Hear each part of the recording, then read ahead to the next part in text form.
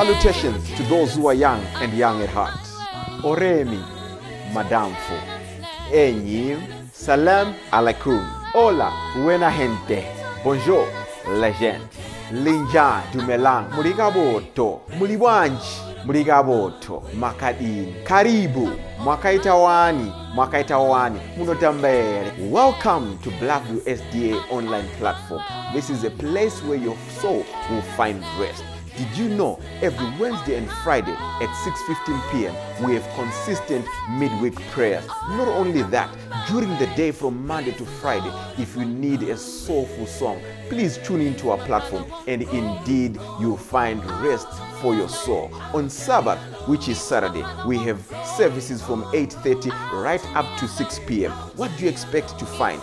We have got the church at study, Sabbath school, music, it's story time. Even our little ones, the children, will find solace on Blackview online worship platforms. Yes, not only are they going to receive a powerful sermon for them, but including the songs, and they'll sing the songs of Zion in the comfort of your home.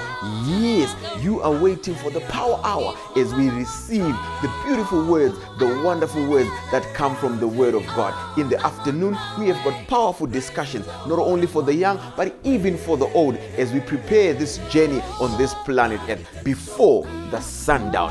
Yes, there is a sermon that will usher you into the new week as you listen to God speak to you. What are you waiting for? Tell your friends about it. Don't forget to join us on YouTube and Facebook. Like our page and subscribe to our YouTube channel. God bless you as we meet on Blackview online worship platform. Nobody can stop me. Don't you wanna go? I'm going there. Nobody can stop me. Dirikufungane kunaka venyika ionji chashika kawira netiti ndichamira na muponesi ndichawa nenyerezi yere ndichawa nenyerezi yere chiremba mumane ruzuwa rawira nomukanda pone satowe kumusha ndichawa nenyerezi yere musimba ratenzi ndoda kuna mata ndiwese muwani weweya nyerezi yakupenya igawe yangu pamusi unachisa kwacho ndichawa nenyerezi yere chiremba mumane ruzuwa rawira nomukanda pone swatowe kumusha ndichawa nenyerezi yere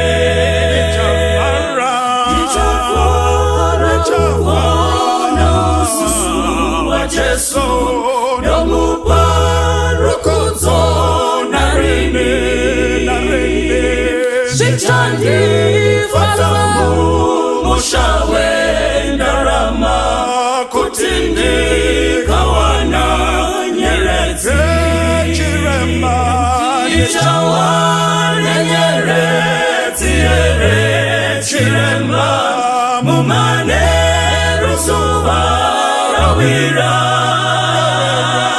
nomukanda pone swatowe kumusha nichawa nenyerezi yere nichafara kuona usu wa Jesu ndomupa rukuzo narini Shichandi fatamu mushawe ndarama kutindi kawana nyerezi chiremba ndichawa nenyerezi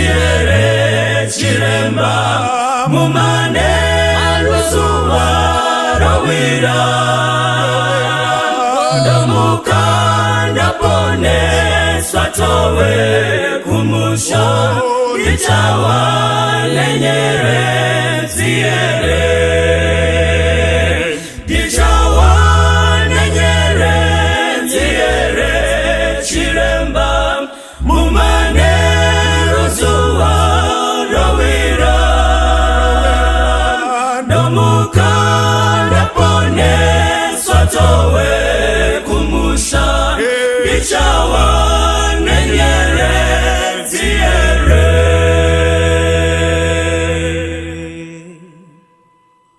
tine ukama tine kufara kuza miramu mawoko ake chikamorero runyararo kuza miramu mawoko ake kuza miramu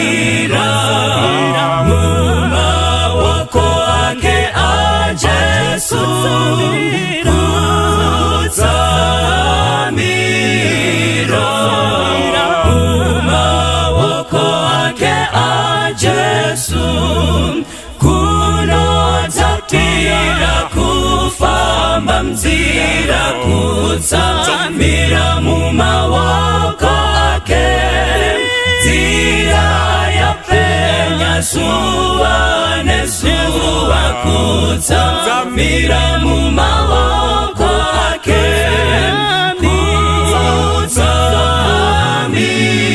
kuzamira mumawoko ake a Jesu kuzamira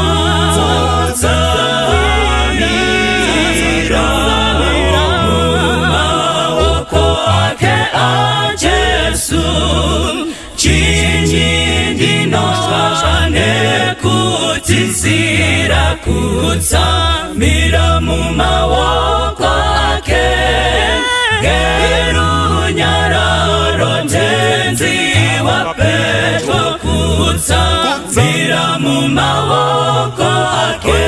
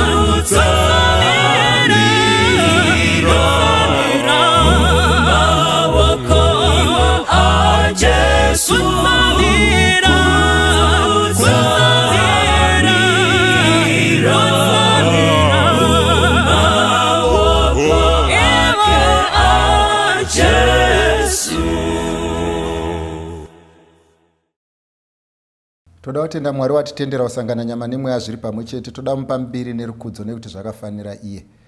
Mukati mezuva ranhasi patiri kutaura ndichanyanyisa kutaura nevana vakuru munenge muchindibata because munyaya yevana mune nyaya yenyu vanhu vakuru. Asi ndoda kuti pamunenge muchiteerera muteerere munenzwi rekunzwisisa asi musateerere nenzeve yekuti mugopindura mubvunzo. Chekutanga ngatimbonamatai zvedu. Baba wedu vari kudenga nepano pasi toda kukutendai. Rumbidzwai nekusingaperi nekuti mbiri nerukudzo zvakafanira imi. Dei kuda kwenyu kungaitwe pano pasi sezvakunoitwa kudenga. Muzita raJesu tinonamata. Amen. Toda kuverenga mavhesi maviri. Yekutanga inowanikwa kuna Matthew chapter 24 ndiri kuverenga pavhesi ya8. Inoti iyo, asi zvinhu izvozvi zvichava kutanga kwenhamo. Yechipiri inowanikwa kuna 2 Timothy chitsauko cha3 pavhesi ya12. Zvino navose vanoda kunamata Mwari muna Kristu Jesu vachatambudzwa. vhesi ya12 2 Timothy iri kuti izvo navose vanoda kunamata Mwari muna Kristu Jesu vachatambudzwa. Asi Mateo chapter 24 pavhesi ya8 inoti, asi zvinhu izvozvi zvichava kutanga kwenhamo. Mukatarisa panapa, Jesu akanga apedza kutaura, vanhu vamubvunza zvikanzi, nhai Ishe, chiiko chichazove chiratidzo chekuguma kwenyika? Ndokubva ati, muchanzwa nehondo, kuchave nehondo, neguhu rehondo, vanhu vachanzwa nzara, zvirwere zvichawanda. Apedza kudaro Jesu oti, asi izvozvi zvichava kuvamba kwenhamo. Zvese pachena kuti Jesu uri kutora zinhamo zihombe, oritora iroro oriti ndiko kutanga kwenhamo. Ndorangarira umwe musi, pano umwe mudzimai waichema, wakachema mumba make achirohwa nemurume wake. Saka unoziva kana vanhu vachirwa, vanhu munomboignowa mbichana, asi kune dzimwe mhere dzinoti kana yazorira mwene azoona kuti munhu anofira mumba. Saka mochienda kunoda kudzivirira, murume wacho anoti, taakutaura kuti uri kuita nezvei? Zvikanzi Elda kungoti mudzimai wangu haasati amborohwa, ndangomuita imwe iya otozhamba kunge abayiwa nebanga. Ndofanika panapa zviri kutaurwa naJesu kuti panapa uyo ari kuti munhu ari kuzhamba seabayiwa nebanga, ane kuti haasati amborohwa, handisati ndatotanga kumurova. Iye munhu ari kutoona kuti maroverwo endenchiita ndenge ndotoda kufa. Ndo same scenario iri panapa iri kutaurwa naJesu. Vanhu vari kutoti taremerwa, zvirwere zvawandisa, zvisingarapike zvawandisa, confusion yawandisa, vanorambwa vawandisa, vari kuita misikanzwa vawandisa, vana vanorashika vawandisa, vana vasina musoro vawandisa. Saka vanhu vari kuti vakatora nhamo yavo vakaiisa pasikero, vonyatsoikombeya nepavakararama, voikombeya nezvavaiita, voikombeya nekwavakabva, vanonyatsoona kuti nhamo yatinayo yanhamo hombe. Vakamboona hondo vanoziva nhamo yehondo, vanoziva kurwara vanoziva nhamo yekurwara, vane zvirwere zviri kuenderera mberi vanoziva nhamo yazvo, vari kutiza covid vanoziva nhamo yazvo. Asi Jesu panapa pavhesi ya8 oti izvi zvinhu zvese zvandataura izvi kuchave kutanga kwenhamo, handiyo nhamo chayo chayo. Hanzi kana nhamo ichinge yazouya, dei mazuva acho asingatapudzwe, hakana kana munhu aisara. Now, sei ndadaro kuti kuchave kutanga kwenhamo? Ndoda kuti murambe makabata kuti ziproblem rauri kuti ziproblem zviri kunzi naJehovha kuchava kutanga kwenhamo. Saka pandiri kutaura panapa, ndoda kuti muti ndikubvunzei mubvunzo kuti makambozviona here kuti chirwere chiriko iko zvino izvichi chatinodaidza kuti covid chine nyaya huru kudarika kupfeka maski. Vamwe vari kuti chichapera, asi mukadzokera kumashure zvirwere zvese mapandemics ese akamboitika, mukada kunotsvaga akapera munogona kuashaya. Asi mukushingisana vanhu vanoti izvo very soon chichapera. But ukatarisa zvirwere, vana malaria vakauya, iye kuzvinezvi tatogara navo. Vana flu vakatanga, iko zvinezvi takutogara navo. Vana BP vakauya, iko zvinezvi takutogara navo. So by the end of the day ukatarisa, zvirwere zviri kuwanda tichienda kunozvijaira. Asi ndoda kumbokubvunza mwana wangu, kana Bhaibheri richiti kuvamba kwenhamo riri kuedza kudai, handisi kuda kubvunza vanhu vakuru, because vanhu vakuru vane tendency yekutsamwa stereki. Hongu kune vadiki vanotsamwa, asi chinhu chandinofarira nevadiki, ukatarisa kazhinji kacho abvunza mubvunza asi iye anotsamwa. Ndikataurira mwana mudiki kuti uri benzi, tinenge tichitowirirana kuti asi apa zvichiwa ndiri benzi. Asi vanenge vakateerera nenzeve yakasiyana ndo vanenge vachiti patukwa munhu. Asi muridzi wenyaya anobva anyatsoona kuti zvechokwadi inga ndandingori benzi. Saka panapa pandiri kutaura nevana vadiki, ndofunga vanogona kunzwisisa nyaya yandiri kutaura. Uri kumbozviona here kuti mai vako iwewe vari busy kupfeka maski? And asi uri kumbonyatsozviona here kuti chichavauraya handi covid, asi covid iri kuburitsa pachena zvichavauraya, asi mai vako vari kuramba vari mudenial. Uri kumbozviona here iwewe kuti zvinogona kuitika kuti Pandemic yatiri kutaura nezvayo iri kuuraya vanhu, asi ichavauraya nenzira dzakasiyana-siyana. Asi chikuru chiri kuitwa nechirwere ichi chandakaona ndikabatisisa pasvondo rino remunamato, chiri kuburitsa pachena kuti uku kuvamba kwenhamo, asi nhamo chaiyo chaiyo chatiratidza masymptoms ayo. Ndodzokorora, chirwere ichi chiri kuuraya, handirambe, asi pachiri kuita mabasa acho chine mamwe chiri kuburitsa pachena masymptoms enhamo chaiyo chaiyo iri mberi. And by the end of the day, tikaiignore nhamo iyoyo, tikasaconcentrata nenhamo iyoyo, tikasatsvaga zvekuita, tikasatsvaga masolviro ekuiita, ndoda kukutaurirai chokwadi, vazhinji vachapotswa neCovid vofa nedepression. Asi chavanga vasiri kunyatsoona ndechekuti patigere panopamba semhuri, patigere panopamba sababa namai, patigere panopamba samai nevana nevanhu vese vari pano, hatina kuda takaignore nyaya yaitaurwa neCovid yayaida kutiburitsira pachena kuti tione kuti tingaisolve sei. Isusu ndokubva tadecida kuiignore. Saka it's one thing to pray kuti COVID ipere, but it's the other thing kuti uzodhila nema-effects echirwere cheCovid. Asi COVID handiyo yakonzera chirwere ichi, yangoburitsa pachena zviripo. Vanhu vaMwari, COVID iri kutiudza kuti pane problem. Ende kana waudzwa kunzi pane problem, waakuda the concept to solve the problem. Ende youth ndoda kuti munyatsotarisisa imimi. Ndimi vandoda kuti munyatsobata, because ndimi vandiri kutaura navo. Handisi kutaura nababa vako, handisi kutaura namai vako, handisi kutaura nasekuru, handisi kutaura nambuya. Ndoda kutaura imimi, ndoda kuti munge makamira muri mudzimba muchiita an analysis. Handi dzese, asi pane dzimwe dzimba muchaona pachena kuti COVID kana ichinge yaenda ichinzi yakusiyana nemi mumba, inogona kukusiyirai nhamo huru kudarika nhamo yaive COVID. Asi mai vako kana kuti baba vako pakati pevanhu vaviri ava vari mudenial. Denial yekuchi kudiko, yekuti paCovid panapa baba vako vakanga vane nguva, ende baba vako saelder paFacebook vakanga vasipo. Baba vako saelder vanga vasingatombobvi pavhakachi, asi pavakanga vakuda kupinda chechi paCovid vakamva vaenda vaane Facebook account. Vaane Facebook account muchawetsambo paFacebook. Asi chinoitika manje iSaturday chete yatinoswera pachechi, asi Facebook haishande musi weSaturday. Uri kuzviziva here kuti baba ako iwewe vane vamwe vanhu vavaive navo kunyazura? Baba ako iwewe vane vamwe vanhu vavaive navo kuSolusi?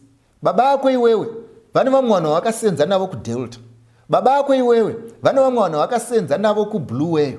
Vavakadiscover iko zvino izvi paCovid, zvekuti COVID pamusoro pekuti izvo chive chirwere chinotyisa, chaita kuti baba vako iwewe vadiscover kwavakabva, ndobva chaita kuti mai vako iwewe vadiscover kuti kwavakabva, zvekuti vakutonakidzwa neFacebook kudarika iwe uripo. Zvino zvachidaro manje, problemu iripo ndeyekuti kana COVID yazopera, shamwari dzababa vako dzavakasangana nadzo paFacebook hadziperi, ma-ex-girlfriend avo avakasangana navo paFacebook haaperi, vanhu vavabatana navo vavasangana navo havasi kuzopedzwa neCovid. Asi dambudziko riripo manje nderekuti baba vako iwewe namai vako iwewe pavakagara mumba vari kugara vachifunga kuti time is going to heal this thing. What they do not realize ndeyekuti this thing has come to stay. And if they cannot manage it today, they are not going to manage it forever. Asi baba vako namai vako vari mudenial. Ndoda kuti ubate, ndikutaura newe youth unyatsoona kwandiri kuenda newe. Toenda pepiri. Ndepekuti izvo ukatarisa iko zvino izvi ndechekuti izvo kana tichidhila neCovid unogona kuipfekera maski, asi kana uchidhila nemunhu haugone kumupfekera maski. Asi nawo zviri kuitika ndezvekuti mubereko wako iwewe ari kuti problem yaunzwa neCovid tichazoionera mberi. Covid yatiratidza kuti mumba medu umu tanga tirimo for the first 8 years. Isusu tichigarisana sababa namai. Ende taitofunga kuti tinowirirana. Taitofunga kuti tinodanana. But zvatora Covid kuti itiratidze kuti isusu hatigone kulasta one day tiri tese. Zvekuti by the end of the day, mukadzi akutoti dei vanga vari kubhawa zviri nani. Murume achitoti izvo panopamba, panokugara panapa panopamba, kuri kutorwadza kudarika Covid. Angatonorohwa nemasoja kubhawa pane kuti arambe ari mumba. What has Covid done? Yangoburitsa pachena hosha iripo. Yapedza kuburitsa pachena hosha iripo. Asi hosha iyi haipedzwe nekupfeka mask. Inopedzwa nekuti vanhu varealize kuti there is a problem and they deal with the problem. And I believe you agree with me. Now vana vangu ndakuda kukuudzai. Problem yekutanga yamunayo ichakunetsai mumazuva amangwana ndeyekuti zvinhu zvese zvamuri kufarira, marelationships amunawo, michato mimwe yamuri kuita haandi kuvamba kwerugare. Marelationship amuri kumhanya nawo haandi kuvamba kwerugare. Kudanana kwamuri kuita haandi kuvamba kwerugare. Ndokuri kunzi naJesu panapa chinhu chauri kuitira pati ichi ndiko kuvamba kwenhamo. Pamusana pekuti kudii iwewe? Pamusana pekuti zvane zuro zvaikuburitsira pachena kuti you have a problem. Zvane zuro zvaikuburitsira pachena partner yangu ane problem. Zvane zuro zvaikuburitsira pachena wandinofambidzana naye ane problem. Iwe decided to ignore. Uchishandisa concept ipi yekuti tozvionera mberi. Chandoda kukuudza ndechekuti panyaya dzamuri kutamba vanangu, parwendo rwechikristo rwatiri kufamba, parwendo rwekuroorwa rwatiri kufamba, parwendo rwekupimbwa rwatiri kufamba, haridi munhu anoti tozvionera mberi. Nekuti vazhinji vaiti tozvionera mberi asi havana mberi kwavakazoinda. Unoziva iye zvino izvi ukatora vanhu vaviri vari kudanana nemukomana umwe chete, vomba vati musi wavanotizira, votizira vari vaviri mumba imwe chete. Umwe ouya sanhasi, umwe ozoya samangwana. Auya nhasi anorwa naauya mangwana nekuti anoti iwewe wakandiwana ndiripo. Kunyangwe common sense ichinyatsokuudza azokuwana wambhazi, asi kwamabva kulocation mabva mese. Pamaya muchididaira manga muri mese. Pamaya muchienda kunature walk manga muri mese. Pamaya muri paWhatsApp maa muri mese.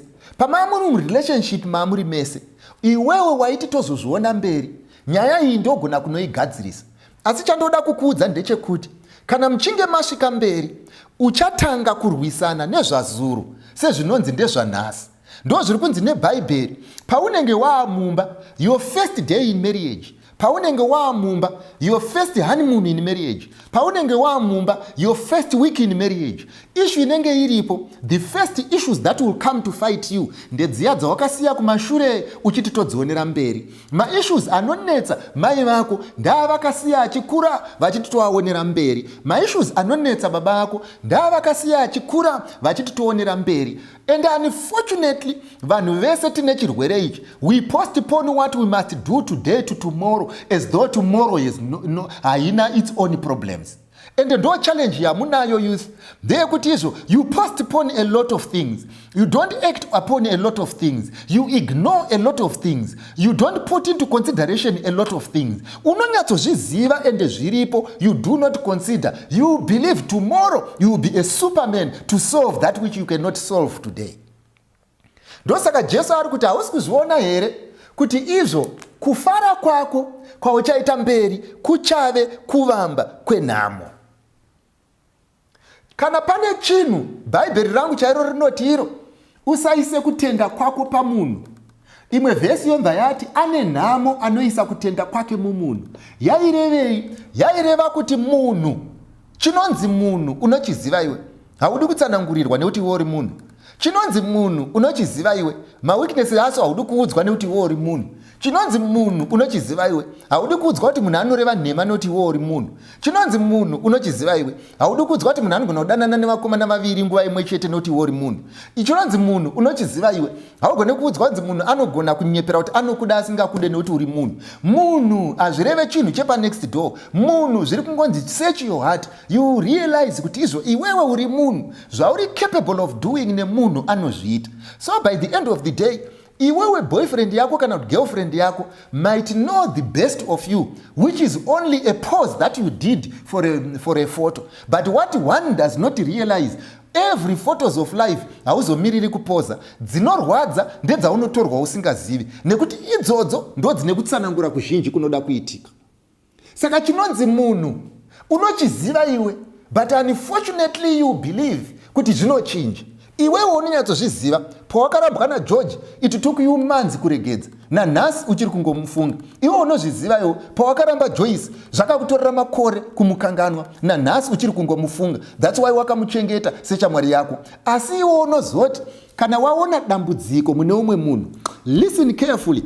Ndati iwewe riri mauri rawakatraya kusolva wakatoritadza. Kutoita munhu 1 wakatotadza, kutoramba munhu wakatotadza. Asi iwewe chinondishamisa ndechekuti unofunga kuti dambudziko reumwe wako uchanorisolva mberi easier than kusolva kwaunoita rako. It will not work like that.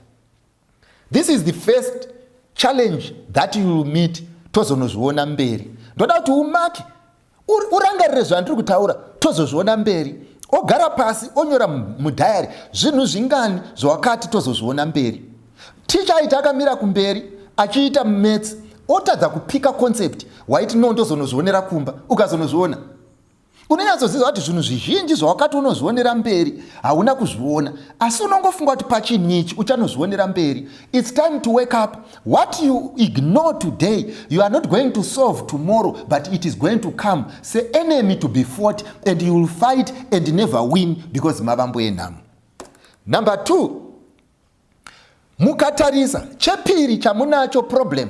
Ndiri kutaura nemi vanhu vanonamata neni, ndiri kutaura nemi vanhu vanoziva Mwari, ndiri kutaura nemi vane muprayer band, ndiri kutaura nemi timu yeZunde. Ukatarisa kazhinji kacho muchechi medu ndemekuti izvo vanhu vazhinji vanotya Mwari, vanhu vazhinji vanoziva Mwari, vanhu vazhinji vanoti isusu tiri veZunde, ndo vanhu vazhinji vane nhamo huru muzvinhu zvavo. Ukatarisa kana azoita choice yekuroorwa naye, anofunga kuti kuparidza paZunde, anofunga kuti kurara usiku uchinamata, anofunga kuti kurara wakatsanya substitutes duty. Mwari anati kana muchinge mapedza kuparidza paZunde, zvinoreva kuti mugoyo wenyu ndichakupai vakadzi. Mwari anati kana wapedza kuita all night prayer, kana zvapera ndichakupa mukadzi. Haisiriyo gift yakanga ichipiwa nekuda kwechinhu ichi. This is the reason why kana paya pakuroorwa, vanhu vari kuroora zvisingashandi, vanhu vanofunga kuti they are spiritually correct. And they think kuti because they are spiritually correct, they don't attend to the issues of life. Asi ndinoshamisika nevanhu ivavo. Vanoenda kuZunde asi kana vada kunyora exam vanoverenga. Anoenda kuZunde asi kana achida kudya anoenda kubasa. Asi anofunga kuti kana aenda kuZunde akuda kuroora, anoroora pamusana pekuti anofanirwa kungopiwa Mwari achitenda kuti wakanga uri kuZunde. Vakadzi havana kupiwa vanhu nekuda kwespiritual condition. This is the reason why murimi muri kungotarira tuna dzose mumba. Zvisinganzwisiswi nevamwe ndimi muri kuzvinzwisisa. Zvisingachinji ndimi muri kuti zvichachinja. Pamusana pekuti kudii you think prayer substitute duty. It does not work like that. Mwari haana kuti chiendai munovatora muvanamatire vaite vanhu kwavo. Ingava neexample yaJudhasi unoiziva. Akafamba naJesu akadya chingwa chemapipi, kuine mere akaona mheta makumbo dzichisimuka, akaona mweya yakaipa ichitiza nezita raJesu. Vana Razaro vakatomutswa aripo. Asi Bhaibheri rinoisa pachena kuti achifamba naJesu kudaro munamato waJesu unoshanda paari. Jesu musiki wedenga nepasi ainamata kunamata munamato une simba kuti chengetai vanhu ava. Wakashaya simba pana Judhasi. Kozoti zvako iwewe wako unonamata katatu pazuva. Kozoti iwewe zvako iwewe wako unotoita zvinodzerwa. Kozoti iwewe zvako iwewe wako unotorara pamunamato. Iwewe munhu wenyama ndiwe unofunga kuti prayer substitute duty. When you don't realize Judas will not be changed even by prayer and fasting. And that will not happen. Unfortunately, amena kuti brain dzenyu dzinorasika papi kana tasvika apa vanangu. Ndechekuti the things that we are not supposed to do, we are supposed to do, we do not do, believing kuti tichazozvishare pagroup ndoti kune vamwe tinamatirei. Ndose muproblem inamai vako. Vari kunyatsoudzwa necovid kuti pamba pano pane problem. Vari kuudzwa nerelationship kuti pamba panapa ine murume takangogarisana hapana relationship. Vari kuudzwa kuti izvo panapa pamba hatitauri zvakanaka. Vanotora problem iri pamba pavo voinyora mugroup voti kugroup ndibatsirewo munamato. Nhamo yako haisi kuda munamato, iri kuda kuti mugare pasi. Mapedza kugara pasi, talk and find way of solving. Mapedza kutsvaga nzira mochipfugama pamberi paMwari kuti tibatsirei mutipe simba. You cannot sit there like a passenger in your own life. Sit there and do nothing. Sit there and behave as though you are not affected. Sit there and behave as though you are immune to pain. Sit there and behave as though you are immune to the truth. Sit there and behave as though you don't know that things are going out of hand. And you sit down and you do not talk about this. You go to work every day. You come back every day. You know you are not happy. You don't sit down to say, I am not happy. You go to work every day. You work throughout the day. And you come back home. You know you are not happy. You don't talk about it. Unoita sei kana waenda kuAMO unonganidzana nevarume vagere zvavo zvakanaka kudzimba dzavo oti ndine problem. I want to tell you there are some things prayer will not change until you do what you are supposed to do. And what is that? Face it, talk about it, and walk through it. You need to be realistic in life. Hatifanirwe kuti nhamo dziri kutinetsa kudzimba tongonotaura kudhoka. Nhamo dziri kutinetsa kudzimba tongonotaura kuAMO. Nhamo dziri kutinetsa kudzimba tonoripota vanhu pamunamato. Nhamo dziri kutinetsa kudzimba todzitaura nevamwe vanhu vese except the person who is causing the problems. And this is the problem that we have. This is why we have a lot of pain. This is the reason why we have a lot of pretense. This is the reason why we've got people who cry from inside and smile outside. This is the reason why we've got people who dress nicely but the inside is not well dressed. Why? It is because we do not do that which we are supposed to do. And inini chishuvo changu ndechekuti, let's not substitute and assign to prayer what we should do. Vanhu vaMwari, ukafunda zvekuti chemistry unenge uchirova like nobody's business, maths dzako uchirova like nobody's business, physics dzako uchirova like nobody's business, usafunge kuti zvaunogona physics nechemistry nebiology zvakutoreva kuti unopatsa shona. It does not work like that. Saka by the end of the day, kana wakuda kupasa shona unoverenga shona. Saka kuvana vedu vanotya Mwari, ndoda kukuudzai pachena, young bhuku riya rinonzi izvo what every young woman should know, kana kuti bhuku riya rinonzi messages to young people, rakanyorerwa iwe.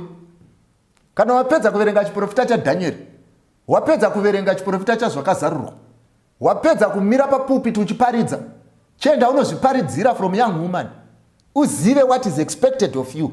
If you do not do that, when you are dealing with marriage, revelation is not going to save you.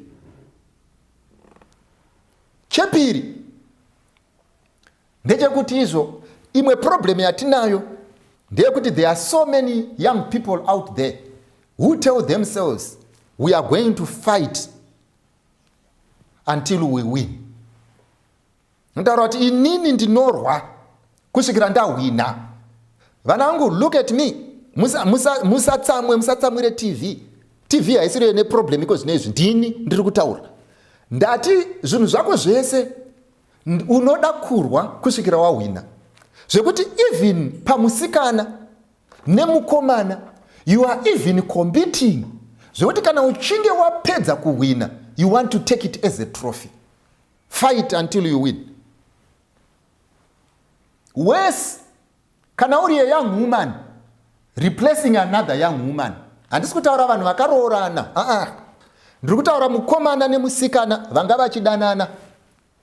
Ndokumva mukomana atanga kuwirirana newe zvisingaite. Kusvikira maakudanana musingazive kuti muri kudanana. Ndokumva mazoona kuti maakudanana. Ndokumva atanga kudanana nevanhu vaviri, iwewe naiye. Zvechokwadi ndokumva aenda achiti ndoda kunoramba umwe.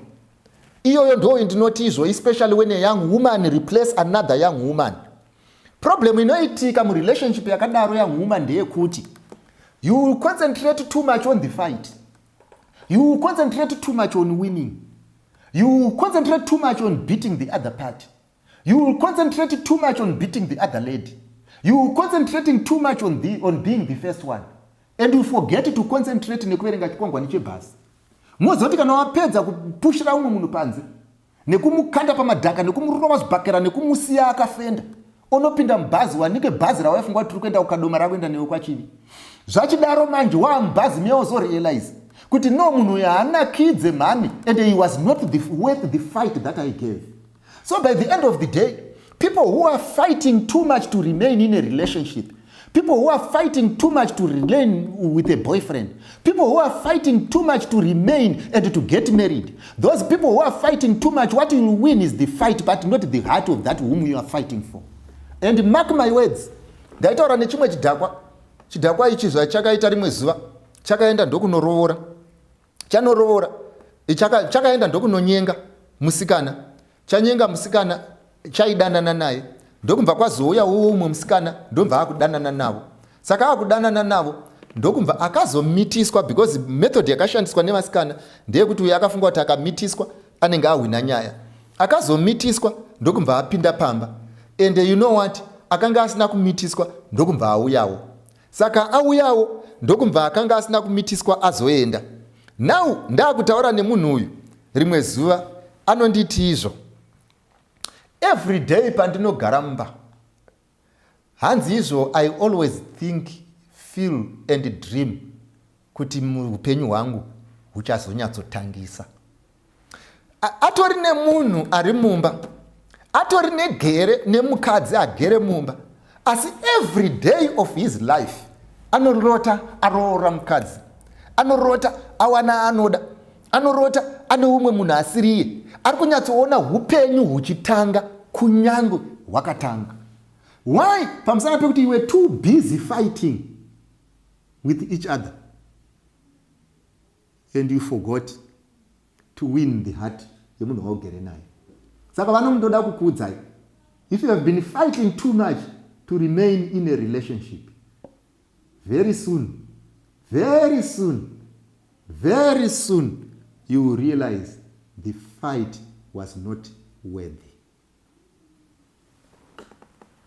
Ndodzokorora musikana wamairwira iye akamira pakati achiti anenge azohwina ndiye handichatora, zvokuti nyangwe pawaida kuroora iwewe aitokuudza kuti ndichambofunga, ende wainyatsoziva kuti ari kufunga kuti oenda newe here kana kuti oenda naJohn kana kuti oenda naPeter. Chandoda kukuudza ndechekuti kana wazopedza kuhwina fight iyoyo, it does not mean you have created an avenue to the heart of that lady. You will suffer.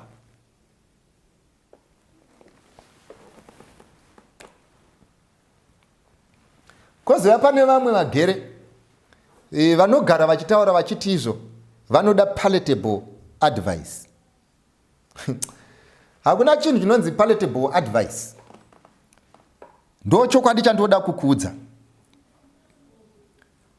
Ndoda kudzokorora chinonzi chokwadi, chinonzi friend is not someone who tells you what you want to hear, but those who tell you what you do not want to hear, because they have your future in mind. Ndaitaura ndakaenda kuSouth Africa mazuva mamwe makore ndichienda kubasa. Saka ndakasvikako ndokumva murungu akandipinza painduction, akanga akanditarisa so akanzwa tsitsi. Saka akafunga kuti weight yandinayo nebody size yangu kushaya. Saka ndomva achinditi izvo machando zvatichaita ndezvekuti ndichakupa double portion yefood so that you can pick a bit of weight. Ndona kuti no, inditori right, regai ndidye yangu one. Saka ndonakidzwa patakaenda masondo apfuura ndichienda kubasa. Saka ndomva ndanogara naye pasi, yanga ya10 yangu manje paya aindiona ini semurwere, ini ndikadzungudza musoro kuti hausandipe chikafu chakapfuura changu. Tadzokera manje ndomva tanogara pasi ndikati iwe ndinyorere vanhu vese vataiziva panapa vaive maclients edu vakafa nekucovid ndomba tanyora pasi ndikati uri kumboona here chinhu chiri consistent zvikanzi izvo handisi kuchiona ndikati vese vanga vakasimba sewe zvikanzi handisi kuti covid indora vanhu vakasimba ndoda munyatsondibata ndiri kutaura zvakaidiscussion yatakaita inini nemunhu ari uko vanhu vachinji vanozofunga ndo zvandiri kutaura ndomba ndamuti izvo ati izvo yes zvikanzi saka what's your story ndomba ndamuti kwasara iwewe dzakatsamwa dzichifunga kuti inini ndiri kudzicondemn but dzazogara mba dzazotaura zvikanzi but une fact we need to exercise ndikati aiwa haikona kuti we need to exercise iwewe ndoroda kuexercise inini pandaidzungudza musoro payo chinipa ndiro mbiri yaive exercise iwewe pawaidya ndiro mbiri wakadecida kusaexercise saka ina ndingati iwewe wendiro mbiri inini wendiro 1 timhanye pakafanana iwe unombomhanya kana wazosvika pendiro 1 tozojoinisana zvikanzi izvo you know what you are a good friend you have told me the truth ndo zvandoda kukudzai macomrades let's not skate around let's not pretend ngatizivei chinhu ichi young woman young man you need the truth the other problem yamunoita yekupedzisira vanangu ndeyekunakidzwa ndaitaura nomumwe mwana akati izvo zvidhakwa zvinonakidza kudarika vanhu vari soba ndobva ndamuti izvo no iwe unofunga kuti zvidhakwa zvinonakidza kudarika vanhu vari soba chausingazive ndechekuti izvo chaita mudumbu rechidhakwa ndo riri kuita kuti chiite kunge chinonakidza asi kana chidhakwa chaasoba chinenge chisingafunge vachainakidzwa nacho chinofunga nevachaida nekuti vaidiwa chaivo nechidhakwa chiri soba vakatoudza chidhakwa kuti zvaunoda kuita kwandiri hazviiti asi iwewe wakatadza kuti mira saka iwewe chako murelationship kunakidzwa asi kudiwa kuri mune vamwe vanhu vanoziva munhu in his sober habits saka zvinokudhakai zvinosiyana vamwe munodhakwa nekukisa vamwe munodhakwa nekugarwa pamakumbo vamwe munodhakwa mukatengerwa pizza vamwe mungokwira pasiti remota zvinhu zvatoita vamwe kungoyazotorwa kuchikoro nemota zvako zvatoita vamwe munhu wese anodhakwa nezvakasiyana ndoda kukuudza izvi kunakidza asi vanozoroorwa ndevakapfimbwa nemuchidhakwa chiri soba ngatinamati baba wedu namuponesi musiki wedenga nepasi rumbidzwai nekusingaperi nokuti mbiri nekukudzwa zvakafanirai vana venyu tovaisa mumaoko menyu vaitire zvakanaka panguva yekunamata vazive zvekunamatira nezvekusanamatira pekuverenga nepekunamata pekudhisaidha nepekunamata muzita rajesu ndinonamata amen vese vanonzwa rauranyi soko rakanaka murise pasi kuti vanhu vese ngarinzveri uyo unoda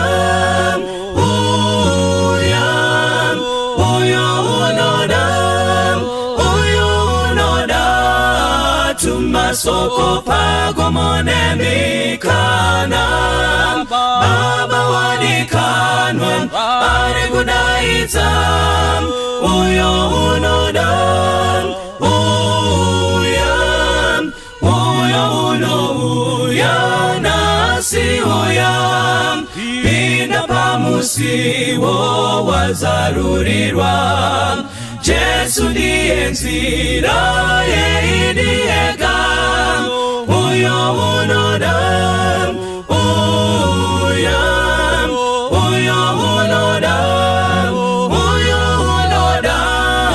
tumasoko pagomonemikana baba wadikanwa ari kudaidza uyo unoda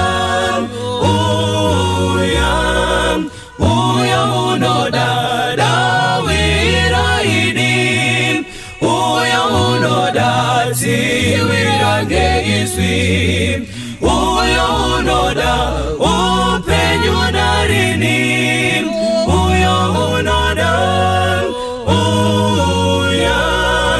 uyo unoda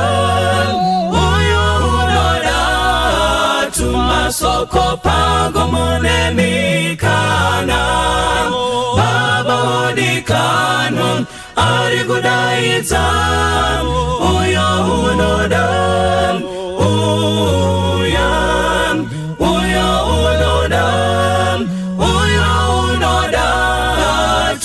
Soko pago manemikana Baba odikanwa ari kudaidza uyo unoda Baba odikanwa ari kudaidza uyo unoda Baba odikanwa ari kudaidza uyo unoda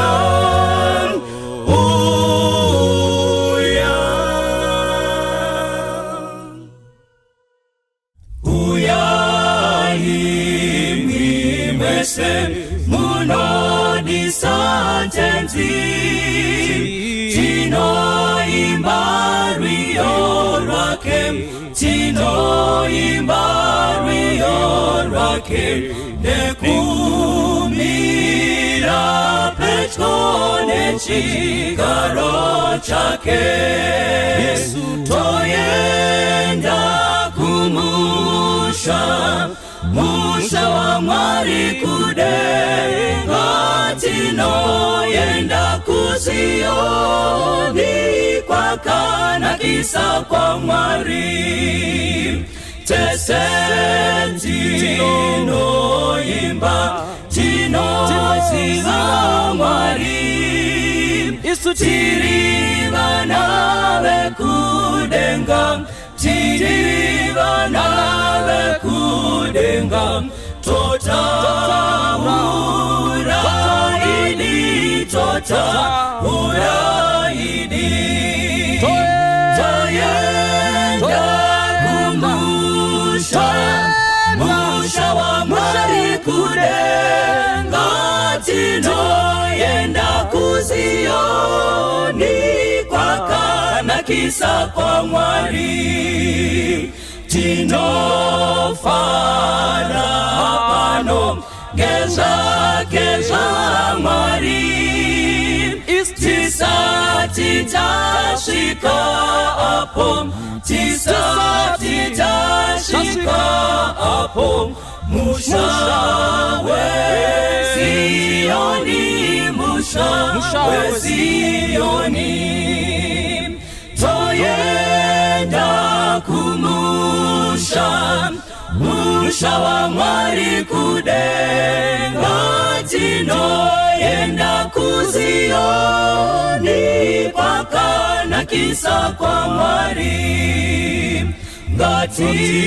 ngatiimbe kwazvo tinorega kutya totewera Emmanuel totewera Emmanuel kunyika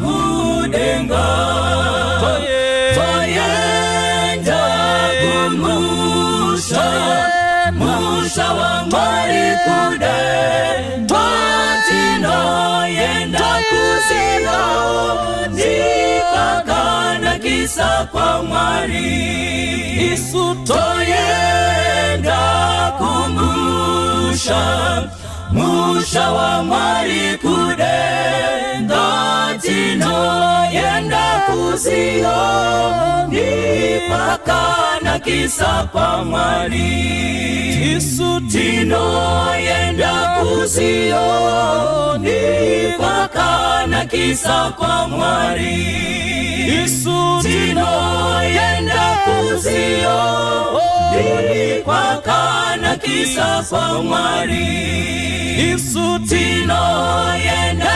kuzioni kwakanakisa kwa Mwari